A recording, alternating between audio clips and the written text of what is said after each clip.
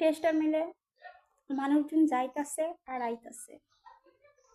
আমি দেখি, দেখে এই টেস্টার মিলের গেটে গিয়ে আমি দাঁড়াই, এই কাগজটা নিয়ে আমাকে একটা চাকরি দেখ। কেউ হাসে, আবার কেউ বলে এতটি মেয়ে চাকরির জন্য আসছে। পরনে ছিল আমার একটা লাল ফরক, যেই ফরকটা আমার বাবা মারা যাওয়ার সময়, সরি হলুদ ফরক, যেই হলুদ ফরকটা আমার বাবা মারা যাওয়ার সময় আমি পরনে ছিলাম, সেই ফরকটাই আমার, আর কোনো কাপড় চোপড় না। ফরকটা ছিঁড়ে গেছে, তারপর আমি পরে আসি, শিলানোর মতনও কেউ নাই, ছিঁড়া ফরকটা পরে আমি টেস্টার মিলের সামনে গিয়ে দাঁড়ালাম। কিন্তু কেউ হাসলো, কেউ আবার বলত হইলো যে এই কাগজ এই মেয়ে কই পাইলো জন্ম নিয়ন্ত্রণের এতটা একটা বাচ্চা। আবার কেউ আমার পরনের পোশাক দেখা, ফরকটা দেখা, সিরা ফরকটা দেখা মনে করলো আমি খুবই দুঃখিনী। আর আমার কাগজে ছিল আমার মা বাবা মৃত্যু। কারো মনে মায়া জন্মাইলো আমার প্রতি, যে আজকে যে আমার চাকরিটা না দেয়া হয়তো আমার রাস্তাঘাটে ফুটপাতে দিন কাটাইতে হবে। কাগজটা দেখে অনেকে অনেক কিছু ভাবলো, কারো মনে মায়া, কারো মুখে হাসি। আমাকে নিয়ে গেল টেস্টার মিলের ভিতরে। টেস্টার মিলে আছে কোয়ার্টার, যেখানে মেয়েরা থাইকা চাকরি করে। একটা ঘরে 16টা মেয়ে থাকে। আমার আর চাকরি দিল টেস্টার মিলে, কিন্তু আমি চাকরি কি জানি না, বেতন কি জানি না, অফিস কি তাও জানি না। কিন্তু আমি চাকরি পাইলাম, বেতনও পাইলাম। তাই আমার মায়ের কাছে গেলাম, ছোট 2 ভাইকে মসজিদে কিছু খাবার কিনা দিয়ে আসলাম। আরেক ভাই তো ছোটটা কাজ করতেছে, ছোট আরেকটা ভাইকে মসজিদে কিছু খাবার কিনা দিয়ে আসলাম। আর আমার বড় ভাই মমিন কই আছে আমার কাছে কোনো ঠিকানা নাই, খোঁজ খবর জানি না। কিন্তু আমার বড় ভাই মমিন আমার জন্য কাঁদতে কাঁদতে ওর চোখ দুটো ঘোলা বানায় ফেলাইছে। কিন্তু তার কিচ্ছু করার ছিল না, আমার বড় ভাই মমিনে ছিল ছোট।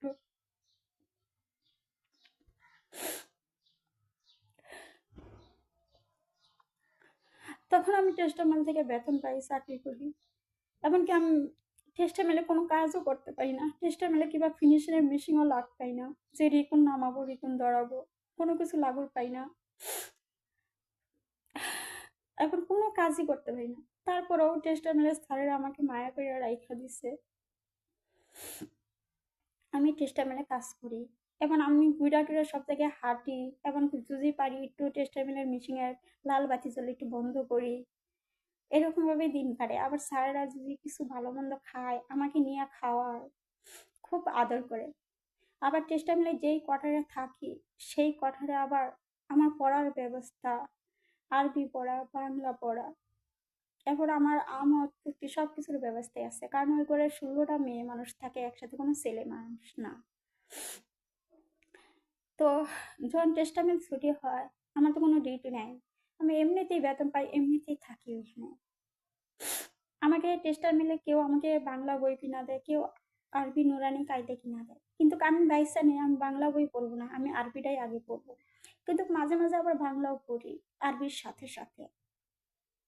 আবার টেস্টার মিলে যে 16টা মেয়েদের সাথে থাকি, ওরা আমাকে নাচ গানও শেখা। মানে আমাকে নিয়ে সবাই দিনটারে পার করে, যখন ডিউটি করে আমাকে নিয়ে দিন পার করে, আমোদ ফুর্তি হাসি ঠাট্টা খুশি লেখাপড়া সবকিছুতেই সুখে কাটে আমার কিছুদিন, কাটা যায় এইভাবে। এবং এরকম করে আমার ছোট ভাইকে একবার 2বার বেতন পাইয়া কোনো বরণ পোশাক আমার মাকেও দেয়, খাবার। 3বারের মাথায় আমার বড় বোন জামাই নাসির, বড় বোন জরিনা, বড় ভাই আমিন, বড় ভাবি সাবিনা খুঁজা বার করে আমি কই থাকি। ওরা আমাকে খুঁজা বার করে আমি কই থাকি, খুঁজা বার করে এবং টেস্টার মেলে যে কর্মের টাকার বেতনই পাই ওরা নিয়ে আসে ওইখান থেকে। ওই বেতন ওরা বুক করে, ওরা বড় ভাই বোন দাবি করে